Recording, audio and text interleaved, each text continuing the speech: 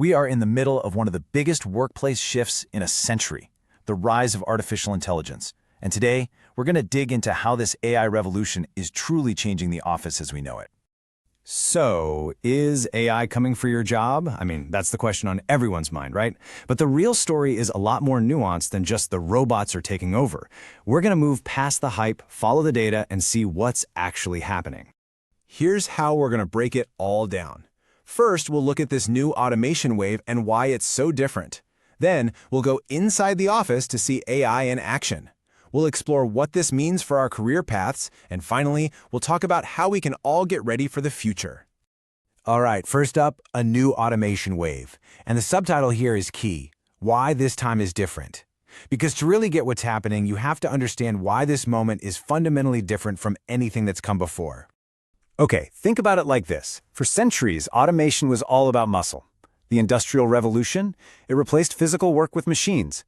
But this AI revolution, it's a completely different ballgame. It's not targeting our bodies, it's targeting our brains. It's going after cognitive labor, the kind of thinking, reasoning, and creative work we always thought was exclusively human. In fact, economists have a name for this moment: the Great Cognitive Reallocation. And that's such a perfect term, because this isn't just about a few new apps. It's a fundamental rewiring of the entire white-collar economy. It's all about redistributing who or what does the thinking. And this is where history gets flipped on its head. Traditionally, automation was seen as a threat to lower-skilled manual jobs. But now, we're seeing something called a reverse skill bias. The data shows that the most educated workers, the ones with college degrees, are actually the ones facing the greatest exposure to AI's impact. It's a total reversal of historical trends. So, that's the big picture theory. But what does it actually look like day to day? How is AI being used right now inside our offices? Let's zoom in on a few workplaces, starting with the world of finance. The financial sector is way past the experimentation phase. They are going all in. Get this, a staggering 79%. Nearly 4 out of 5 CFOs are planning to increase their spending on AI next year. That's not just a small shift. That's a major strategic pivot for the entire industry. And this quote just brilliantly illustrates why. The ROI is immediate and it's massive. Andrea Ellis, the CFO of Fanatics, said a process that used to take her team 20 hours now takes them just 2. That is a 90% reduction in time. It's a complete game changer, freeing up her team to do much higher value strategic work. And check out where they're actually applying it. This isn't about simple accounting. They're aiming AI right at the strategic heart of finance. Things like financial planning and analysis, forecasting, and procurement. This shows that AI is being used as an intelligence tool, not just an automation tool. The legal profession is seeing a very similar disruption. Tasks like document review and legal research, which used to eat up hundreds of expensive, billable hours, are now being handled by AI at a fraction of the time and cost. It's changing the entire business model of law. Over in healthcare, AI is tackling one of the industry's biggest crises, physician burnout. Take ambient scribes, for example. These AI tools listen to doctor-patient conversations and automatically generate all the clinical notes. This slashes the administrative burden on doctors, and some studies report a 40% reduction in burnout. That lets them focus more on what really matters: patient care. So with all this incredible new efficiency, it raises the big question: what does this do to the career ladder? Are we seeing more jobs destroyed or created? And this is where we hit a critical challenge, something called the entry-level paradox.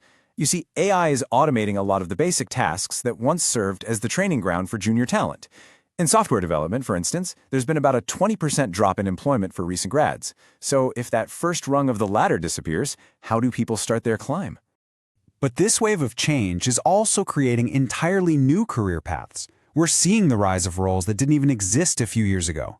You've got chief AI officers setting strategy, AI ethics officers making sure things are fair, and prompt engineers, who are basically professional translators between humans and machines. Now, it's really important to see that this transition isn't a one-size-fits-all experience.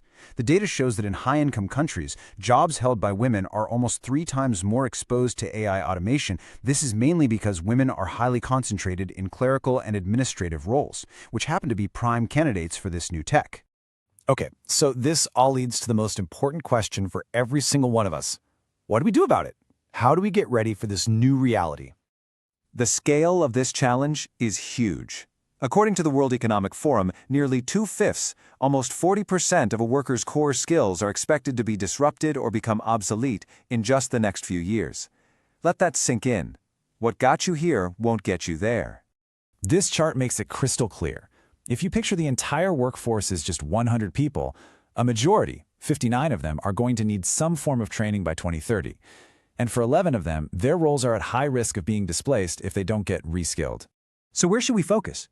Well, the skills in highest demand are the ones that let us build, manage, and collaborate with these new AI systems. Right at the top of the list, AI and big data, followed closely by cybersecurity and, of course, just general tech literacy. And here's the really good news. Companies get it. A massive 85% of employers are making upskilling a priority. They know that investing in their current workforce is the smartest way to navigate this shift.